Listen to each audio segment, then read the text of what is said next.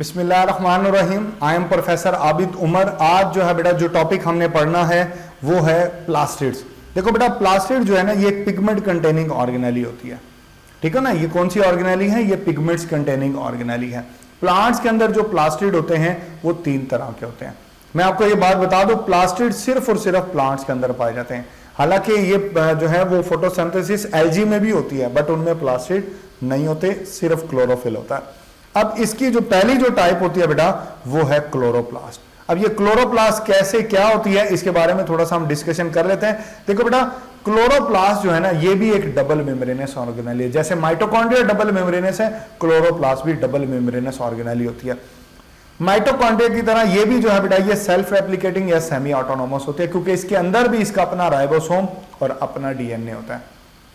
क्योंकि इसके पास अपना राइबोसोम और अपना डीएनए होता है तो डेट्स वाई ये अपनी तादाद खुद अपने उसमें इजाफा कर सकती है। उसके बाद जो है बेटा इसके जो है शेप और साइज की बात कर लें तो ये शेप वाइज थोड़ी थोड़ी वेरी करती है और इसका साइज जो है बेटा वो 4 to 6 माइक्रोन मीटर होता है। असल जो चीज इसकी जानने वाली है ना बेटा वो इसका स्ट्रक्चर है, उसको थोड़ा सा हम डिटेल से पढ़ेंगे। देखें स्ट्रक्चर के बारे में अगर हम देखें ना तो जैसे मैंने अभी कहा कि ये भी एक डबल मेम्ब्रेनस ऑर्गेनेली है कि 2 मेम्ब्रेन होते हैं। आपको ये दिखाई दे रही है, ये पहली मेम्ब्रेन है और ये दूसरी मेम्ब्रेन है, ठीक हो गया। अच्छा, इसकी आउटर मेम्ब्रेन, ये वाली मेम्ब्रेन आउटर है और ये अंदर वाली जिसके ऊपर मैंने 2 लगाया है ये इनर मेम्ब्रेन है, ठीक है। ये क्या है? इनर मेम्ब्रेन है। अच्छा चले उसके बाद आगे चलते हैं। अच्छा एक और बात मैं आपको बता दूं कि इसके लिए बहरहाल आप एनवेलप का वर्ड इस्तेमाल कर सकते हैं, क्लोरोप्लास्ट एनवेलप, ठीक है ना। उसकी वजह यह है कि इसकी ये दोनों मेम्ब्रेन तकरीबन एक सी होती हैं। इसकी ये दोनों मेम्ब्रेन जो है वो तकरीबन एक सी होती है, तो इसके लिए भी आप एनवेलप का लफ्ज बहरहाल इस्तेमाल कर सकते हो। अच्छा अब बात करते हैं अगले पार्ट की। अगला जो पार्ट बेटा ये आपको दिखाई दे रहा है ये वाला, this is called the thylakoid. This is called thylakoid. ये आपको दिखाई दे रहा है, ये थैलाकाइड होता है। अब ये थैलाकाइड कैसे होता है मैं इसको थोड़ा सा समझा देता हूं। देखो बेटा ये ना ऐसे कॉइन लाइक एक ऐसे मेम्ब्रेन होती है वेजिकुलर फॉर्म में, ठीक हो गया ना। ये ऐसे बहुत सारी ऐसे एक दूसरे के ऊपर पाइलअप होती है ना। बुक में वर्ड यूज है स्टैक, स्टैक होती है कलेक्शन के मेम्ब्रेन्स की, ये स्टैक है। इस तरीके से जो है ना ये पाया जाता है। अब ये जो है ना 50 और मोर 50 या 50 से ज्यादा होते हैं। मैंने तो 50 नहीं बनाए, लेकिन जो है बेटा जो है स्पेस की वजह से मैंने कम बनाए हैं, लेकिन ये 50 और मोर होते हैं। इस एक को बेटा जो है वो कहा जाता है थैलाकाइड, एक को, ठीक हो गया। जबकि ये जो पूरी है ना ये पूरी है ग्रेनम। ग्रेना नहीं है, ये ग्रेनम है। ग्रेनम सिंगुलर होता है। ये सारी जो है ना मिला लो 2 3 तो ये ग्रेना बन जाएंगी, ठीक हो गया। अच्छा फिर इसके ऊपर एक बड़ा इंपॉर्टेंट पार्ट है बेटा जो कि मौजूद होता है, जो कि इसके ऊपर ही होता है। ये बात आपको समझनी है। देखें इसके ऊपर ना ऐसे ग्रीन कलर में कुछ पार्टिकल्स होते हैं, ग्रीन कलर के अंदर। इन पार्टिकल्स को बेटे जो है वो कहा जाता है, मैं बताता हूं आपको, इन पार्टिकल्स को जो है बेटा वो कहा जाता है क्लोरोफिल। क्या कहा जाता है? क्लोरोफिल। पिगमेंट होता है ये, और ये जो है बेटा ये थैलाकाइड की सरफेस पर होता है। इस ग्रीन, ये क्योंकि क्लोरोफिल ग्रीन होता है इसी की वजह से प्लांट का जो कलर होता है वो ग्रीन हो जाता है, और ये थैलाकाइड की सरफेस पे पाया जाता है। एक और स्ट्रक्चर है बेटा, वो स्ट्रक्चर क्या है वो भी मैं आपको बता देता हूं बेटा। वो स्ट्रक्चर है, देखें ये आपको पार्ट दिखाई दे रहा होगा ये वाला, दिस इज कॉल्ड इंटरग्रेनम, जो कि 2 जो है बेटा वो ग्रेनम को आपस में अटैच किया हुआ है। ये नॉन ग्रीन होता है। नॉन ग्रीन क्यों होता है? नॉन ग्रीन ये बेटा इस वजह से होता है क्योंकि इसके ऊपर क्लोरोफिल नहीं होता, यहां क्लोरोफिल एब्सेंट होता है, इसलिए ये नॉन ग्रीन होता है। अच्छा इसके अलावा ये आपको लिक्विड कंटेनिंग पार्ट दिखाई दे रहा होगा। जैसे माइटोकॉन्ड्रिया में माइटोकॉन्ड्रियल मैट्रिक्स होता है, ऐसे ही क्लोरोप्लास्ट के अंदर जो है बेटा वो स्ट्रोमा पाया जाता है। मेरी बात समझ रहे हो आप? क्लोरोप्लास्ट ये बड़ा इंपॉर्टेंट है। मैं बताऊंगा कि कौन कौन से रिएक्शन जो है वो यहां पर हो रहे हैं। बहुत सारे रिएक्शन यहां पर होते हैं जो एमसीक्यूज की वाइज बड़े इंपॉर्टेंट है। मैं सारे के सारे आपको 1 by 1 बताऊंगा। अभी फिलहाल हम इसका स्ट्रक्चर जो है बेटा वो डिस्कस कर रहे थे। चले अब अगर देखो ना ये इनवेलप, स्ट्रोमा, ये सारे स्ट्रक्चर को लेके यही बातें जो है बेटा इसके अंदर बताई गई हैं। चले अब जो है बेटा वो आगे चलते हैं नेक्स्ट। अब एक और बात मैं आपको बताता हूं बेटा, ये जो क्लोरोफिल है ना इसके ऊपर अभी जैसे मैंने अभी कहा कि क्लोरोफिल इसके अंदर पाया जाता है, ये क्लोरोफिल का स्ट्रक्चर जो हेमोग्लोबिन का हेम होता है ना, उससे मिलता जुलता है।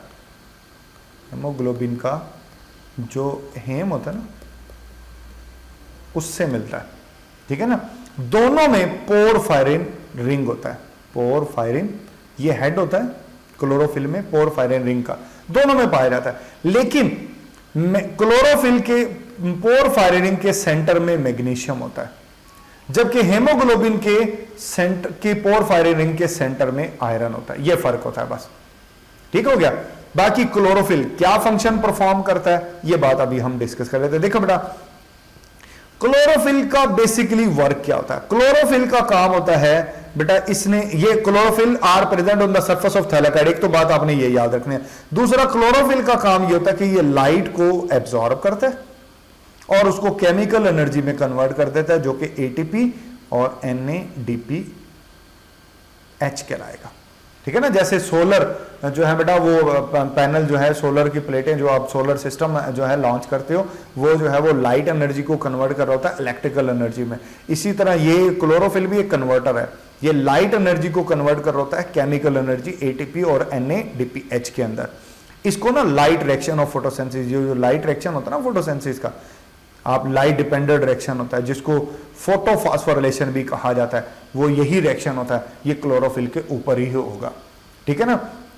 माइटोकॉन्ड्रिया की तरह यहां पर भी जो है बेटा, थैलाकाइड की सरफेस के ऊपर भी इलेक्ट्रॉन ट्रांसपोर्ट चेन पाई जाती है, उसको फोटोफॉस्फोरिलेशन जो है वो कहा जाता है। इसके अलावा क्या जनाब कोई और रिएक्शन होता है? यस, और रिएक्शन भी होता है बेटा। इसके अलावा आप जानते हो ना कि एक तो होता है लाइट रिएक्शन, प्लांट के अंदर एक फोटोसिंथेसिस के अंदर ना एक होता है लाइट रिएक्शन, ठीक है ना। ये लाइट रिएक्शन तो होता है थैलाकाइड की सरफेस पे, थैलाकाइड की सरफेस पर होता है भाई, ये क्लोरोफिल परफॉर्म करते हैं। और दूसरा होता है डार्क रिएक्शन, जिसको आप कैल्वन साइकिल भी बोलते हो। क्या बोलते हो? कैल्वन साइकिल। ये बेटा होता है स्ट्रोमा में, ये आपने याद रखना है।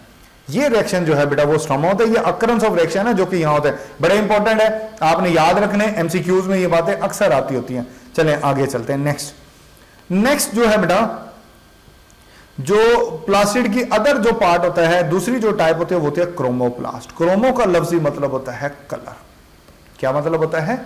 कलर होता है, ठीक है ना। ये कलर कंटेनिंग जो है बेटा, कलर पिगमेंट कंटेनिंग ऑर्गेनेली होती है। अच्छा, ये other than green colour produce करती है। कौन सा कलर प्रोड्यूस करती है? Other than green. आप जानते हो कि प्लांट के अंदर जो है बेटा वो पेटल्स होते हैं जो डिफरेंट कलर्स के होते हैं, जो फ्लावर्स के पेटल्स हैं। इसी तरह मुख्तलिफ किस्म के फ्रूट्स हैं, उनके मुख्तलिफ कलर होते हैं। ये सारे कलर बेसिकली क्रोमोप्लास्ट की वजह से होते हैं।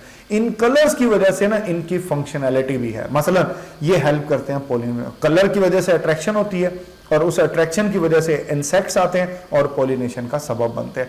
डिस्पर्सल ऑफ सीड में भी इसका किरदार होता है। देखो बेटा, ये ब्यूटीफुल कलर्स प्रोड्यूस करते हैं फ्रूट्स के अंदर, जिसकी वजह से फ्रूट्स को हम तोहफा तहाइफ के लिए भी इस्तेमाल करते हैं। हम देखें, हमारा इसकी वजह से फिर सीड भी ट्रैवल करता है। जब फ्रूट ट्रैवल करेगा, हमारा मैंगो अमेरिका चला गया, ठीक है ना, और उसके साथ साथ फिर सीड भी तो ट्रैवल हुआ ना, तो डिस्पर्सल ऑफ सीड भी हो रही है तो फ्रूट की वजह से, और फ्रूट की डिस्पर्सल जो है वो उसके कलर्स की वजह से हो रही है। तो दैट्स वाई जो है बेटा ये डिस्पर्सल ऑफ सीड के अंदर जो है वो भी इसकी इन्वॉल्वमेंट होती है क्रोमोप्लास्ट की।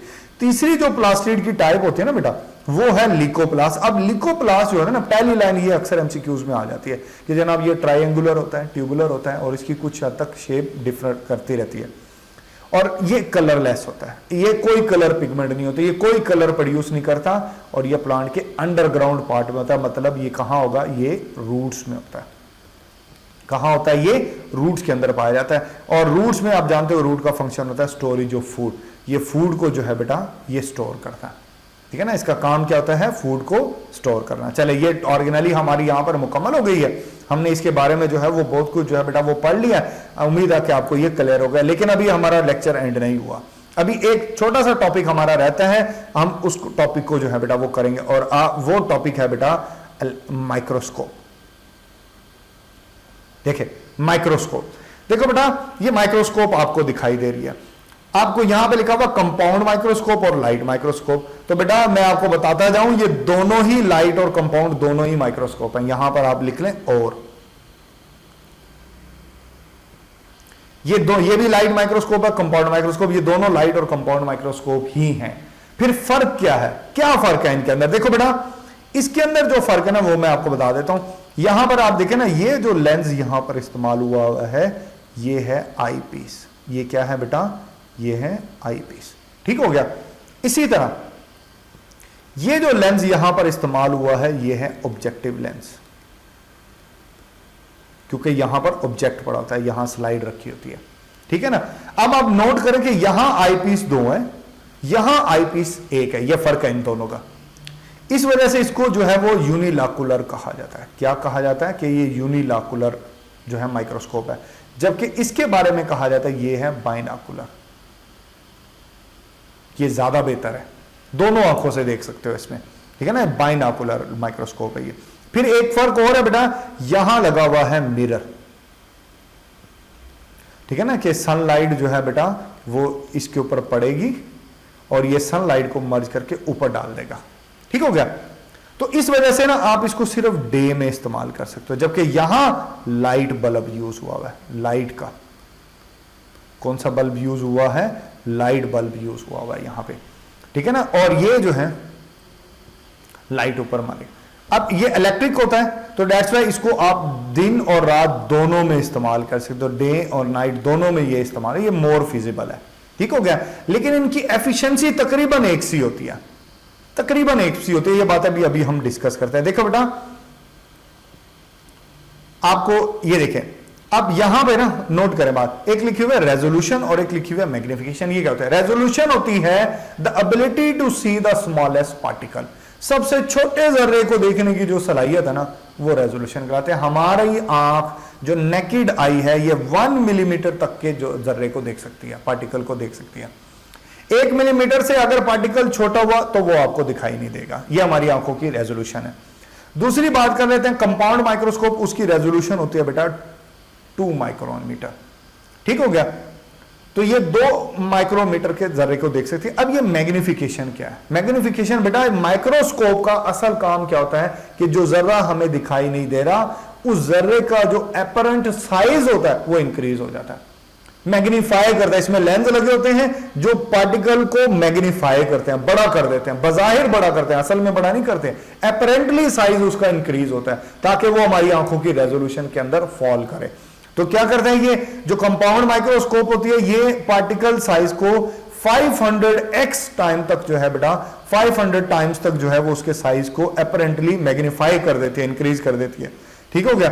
और जो इलेक्ट्रॉन माइक्रोस्कोप होती है ये तकरीबन आपकी आंखों की निस्बतन 250,000 टाइम्स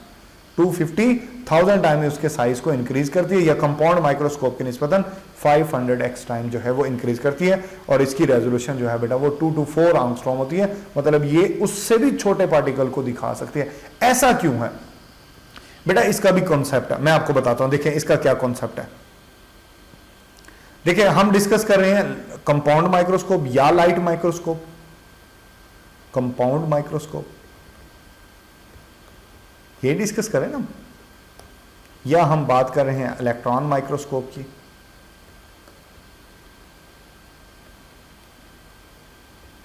ठीक हो गया। जो कंपाउंड माइक्रोस्कोप है ना, इसका जो सोर्स ऑफ लाइट होता है, क्या चीज? सोर्स ऑफ लाइट, वो होती है विजिबल लाइट। कि ये विजिबल लाइट जो है उसका इस्तेमाल होता है, जो आम रोशनी है, सनलाइट ले लें या इलेक्ट्रिक बल्ब वाली लाइट, ये विजिबल लाइट होती है। इलेक्ट्रॉन माइक्रोस्कोप इलेक्ट्रॉन की बीम का इस्तेमाल करता है सोर्स ऑफ लाइट के लिए। इससे क्या फर्क पड़ता है? बिल्कुल फर्क पड़ता है। देखो बेटा, ये जो विजिबल लाइट होती है ना, आप वेवलेंथ को शो ऐसे लैम्डा से करते हैं ना, इसकी वेवलेंथ होती है कम और इसकी वेवलेंथ होती है बहुत ज्यादा। वेवलेंथ के कम या ज्यादा होने से क्या फर्क पड़ता है? बिल्कुल फर्क पड़ता है बेटा। देखिए कोई भी जर्रा आपको कब दिखाई देता है? कोई भी जर्रा आपको उस वक्त दिखाई देता है जब उसके साथ लाइट टकराती है, जब उसके साथ लाइट स्ट्राइक करेगी। देखिए फर्ज कर लें ये एक पार्टिकल है, आप अगर इसको कंपाउंड माइक्रोस्कोप से देखते हैं ना तो विजिबल लाइट की वेवलेंथ कुछ यूं होगी, कुछ यूं होगी, तो हो सकता है कि वो इसे टकराए ही ना। तो अगर वो लाइट इससे नहीं टकराएगी, ये जरा आपको दिखाई भी नहीं देगा। लेकिन अगर इसकी जगह पर आप इसको इलेक्ट्रॉन माइक्रोस्कोप से देखें, तो इलेक्ट्रॉन माइक्रोस्कोप में जो इलेक्ट्रॉन की बीम यूज होती है उसकी वेवलेंथ कुछ यूं होती है, उसकी वेवलेंथ कुछ यूं होती है। तो बेटा इसके टकराने के जो चांसेस हैं वो बहुत ज्यादा है, क्योंकि वेवलेंथ उसकी कम होती है। ये वजह के वेवलेंथ का इंपैक्ट फैक्टर है। यही वजह के इलेक्ट्रॉन माइक्रोस्कोप से आपको चीजें ज्यादा दिखाई देती हैं as compare to compound microscope के, क्योंकि उसमें सोर्स ऑफ लाइट इलेक्ट्रॉन की बीम है जिसकी वेवलेंथ कम होती है। फिर उसके बाद बेटा ये मैग्निफिकेशन पावर क्या होती है, या इसको कैसे कैलकुलेट करते हैं, ये बात भी सीखने वाले हैं। चले मैं आपको बताता हूं। देखें, मैग्निफिकेशन पावर ना आप निकाल सकते हो बड़ी आसानी से। इसको निकालने के लिए ना आपने क्या करना है, आपने लिखना है पावर ऑफ आईपीस। कि आपने कौन सा आईपीस इस्तेमाल किया, multiply by power of objective lens. ठीक हो गया। ये आपने देखें, मैं आपको बताता हूं, आप जानते हो बेटा, ये आप देख सकते हो कि यहां पर बहुत सारे ऑब्जेक्टिव लेंस है। कोई जो है बेटा वो 10x का होगा, कोई 10x का होगा, 20x का भी हो सकता है, 30x का भी हो सकता है, 40x का भी, मल्टीपल यू आईपीस भी एक से ज्यादा इस्तेमाल हो सकते हैं। ठीक है ना, लेकिन ये रिमूवेबल होते हैं, ये फिक्स होते हैं, ये रिमूवेबल होते हैं। बहरहाल फर्ज कर लें, जस्ट फॉर एग्जांपल जो है बेटा वो आपने जो आईपीस है वो इस्तेमाल किया 10x का, ठीक हो गया, और जो ऑब्जेक्टिव लेंस वो आपने यूज किया 40x का। तो बेटा दोनों को मल्टीप्लाई करेंगे तो ये बन जाएगा 400x। मतलब अगर आप 10x का आईपीस और 40x का ऑब्जेक्टिव लेंस अगर आप इस्तेमाल करें तो वो बेटा वो पार्टिकल को 400 टाइम्स मैग्नीफाई कर देगा, उसका पार्टिकल का साइज 400 टाइम्स जो है बेटा वो इंक्रीज हो जाएगा। यहां पर बेटा हमारा ये टॉपिक मुकम्मल होता है। आपके जहन में अगर कोई क्वेश्चन हो तो आप जरूर पूछिएगा, इंशाल्लाह मैं उसका आंसर करूंगा। Thank you, Allah Hafiz.